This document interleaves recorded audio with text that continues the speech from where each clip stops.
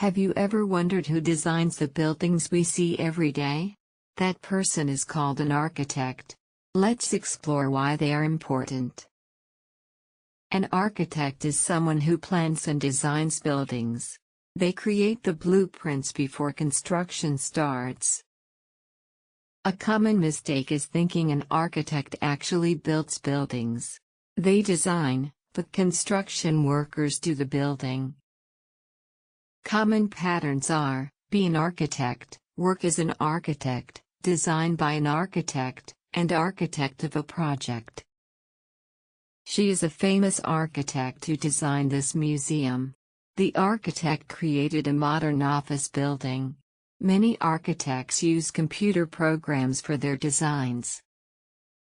When I was young, I dreamed of becoming an architect.